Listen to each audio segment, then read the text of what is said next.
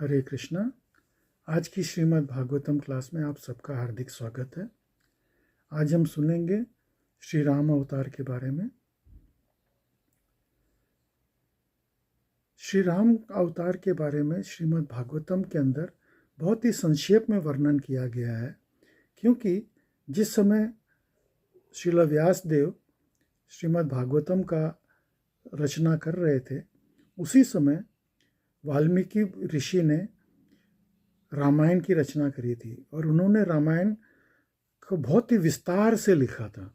इसलिए उन्होंने सोचा कि मैं खाली थोड़ा सा संक्षेप में यहाँ पे वर्णन करता हूँ, बाकी अगर किसी को डिटेल में अगर समझना होगा तो राम अवतार के बारे में वो वाल्मीकि ऋषि के रामायण को पढ़ सकते हैं।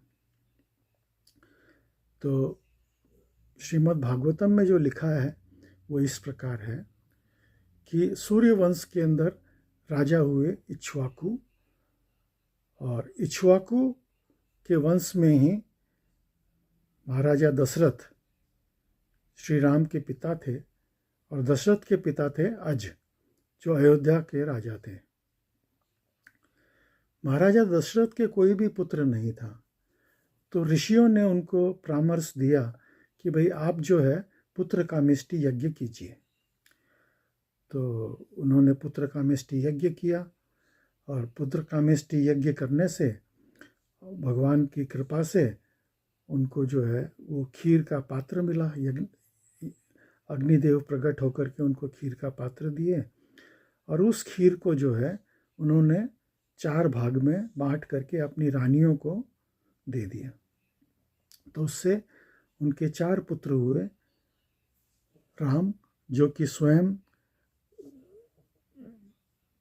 विष्णु के अवतार हैं, और दूसरे भरत, तीसरे लक्ष्मण जो कि शेषनाग के अवतार हैं, और चौथे शत्रुघ्न। तो भगवान राम का जो है विवाह जो है वो सीता देवी के साथ में हुआ।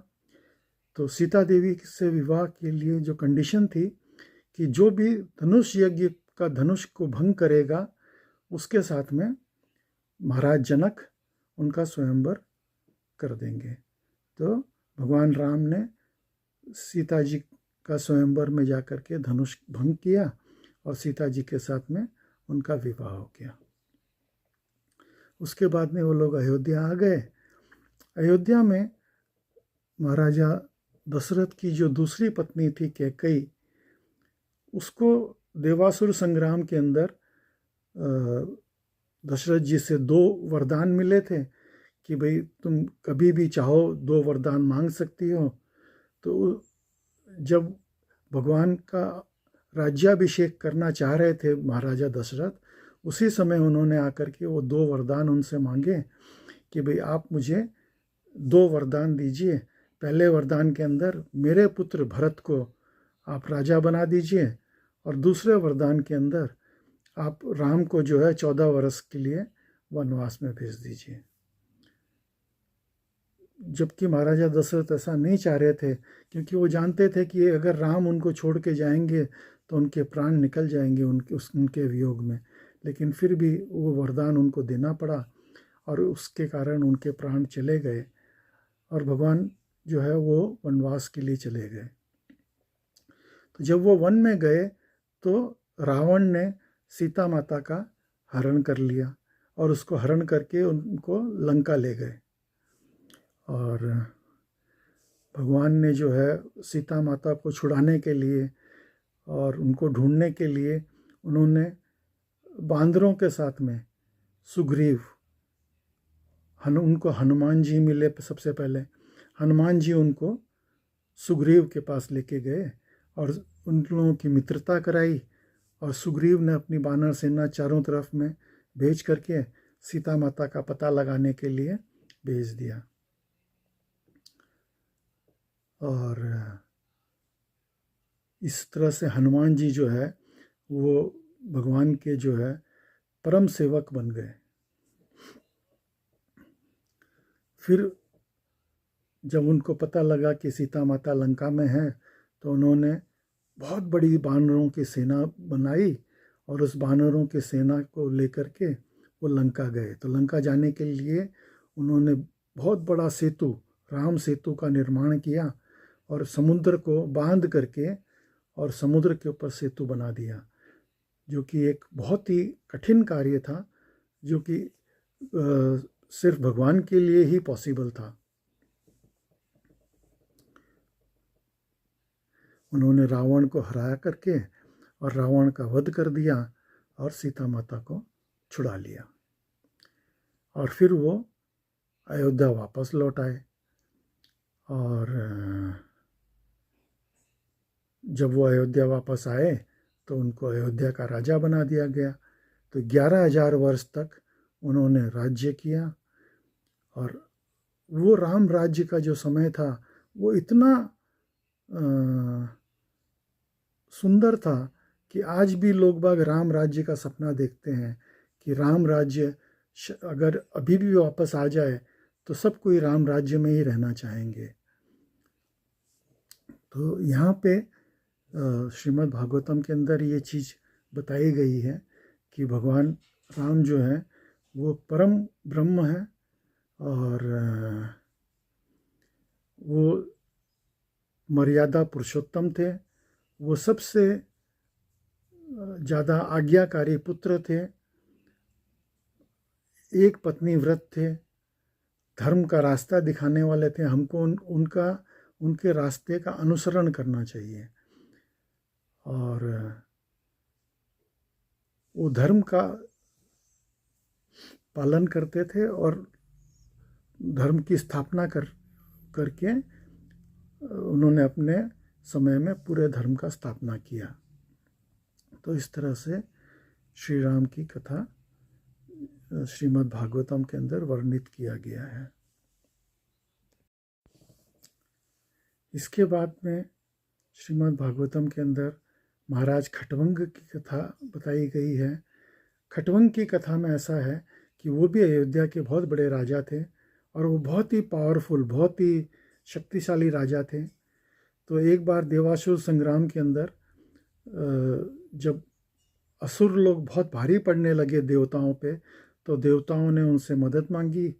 तो खट्वंग महाराज देवताओं की रक्षा करने के लिए उनके साथ में युद्ध करने के लिए चले गए और काफ़ी युद्ध करते करते काफ़ी समय बीत गया और खट्वंग महाराज ने की सहायता से वो देवताओं ने विजय पाई असुरों के ऊपर।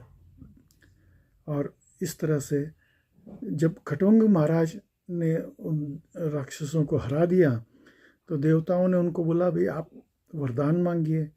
तो खट्वंग महाराज ने बोला कि भाई ऐसा है कि सबसे पहले तो आप मुझे ये बताइए कि मेरी अब उम्र कितनी बची है। वो बहुत ही बुद्धिमान थे। वो जानना चाहते थे कि अब अगर वो कोई वरदान मांगते हैं तो उसका वो क्या निचोड़ निकालेंगे। तो देवताओं ने कैलकुलेशन देख करके बताया कि भाई आपकी अभी उम्र तो सिर्फ जो है 48 मिनट की बची है, एक घड़ी की। तो खट्वंग महाराज ने बोला मेरे को तुरंत अपने राज्य में पहुंचाइए। तो वो जब अपने राज्य में आ गए और उन्होंने सब संन्यास लेकर के सब चीज़ छोड़ दिया और भगवान के ध्यान में बैठ गए और भगवान की भक्ति में लग गए, भगवान का नाम जाप करके। और अल्प समय में कुछ मिनटों में ही उन्होंने भगवान की प्राप्ति कर ली। तो भगवान की प्राप्ति करना जो है वो समय का नहीं, माने आप चाहें तो बहुत अल्प समय में भी आप भगवान की प्राप्ति कर सकते हैं। ये खट्वंग महाराज ने अपने एग्जाम्पल से हमको सिखाया है कि वैसे हमारे लिए कई जन्मों तक भी हम भगवान की प्राप्ति नहीं कर सकते, लेकिन अगर हम सिंसियरली, अगर हम पूरी तरह से विरक्त होकर के और भगवान की भक्ति में लग जाएं तो हम भगवान की प्राप्ति चंद मिनटों में भी कर सकते हैं। तो ये हम सीखने को मिलता है खट्वंग महाराज से। इसके बाद में कथा आती है निमि महाराज की।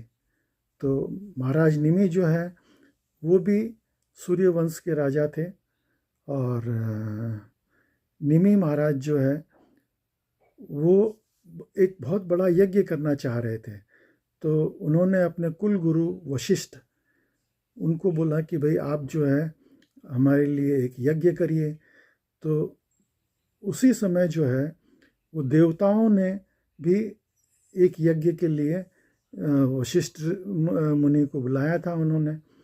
तो वशिष्ठ मुनि ने बोला कि भाई मेरा तो अभी अपॉइंटमेंट है और मेरे को जो है वो देवताओं के पास जाना है। निमि महाराज ने बोला कि आप हमारे कुल गुरु हैं तो आपको पहले हमारा करना चाहिए। तो इस तरह से उन दोनों में आपस में झगड़ा हो गया।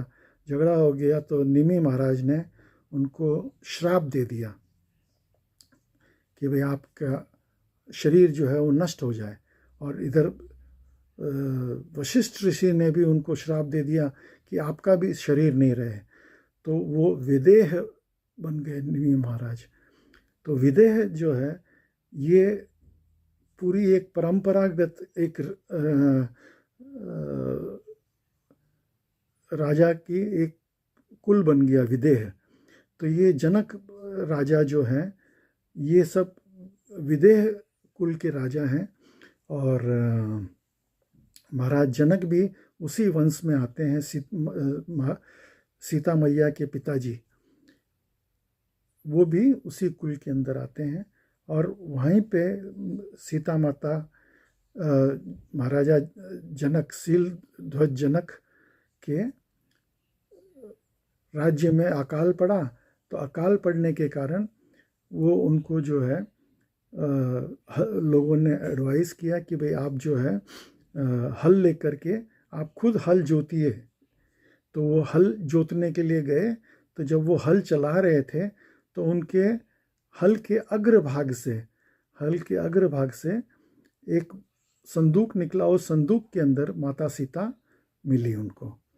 तो क्योंकि हल के अग्रभाग को सीत भी कहते हैं इसलिए उनका नाम रखा गया सीता। वैसे उनके कई नाम थे सीता माता के, क्योंकि जनक नंदिनी थी इसलिए जानकी, और भूमि की पुत्री थी इसलिए भूमिजा, कई नाम उनके पड़े। लेकिन फिर उनकी विवाह हो गया श्री राम से। तो इस तरह से निमि महाराज के वंश की ये कथा है कि तो इस तरह से आज की भागवतम क्लास में आप सब सम्मिलित हुए, उसके लिए बहुत बहुत धन्यवाद। हरे कृष्णा।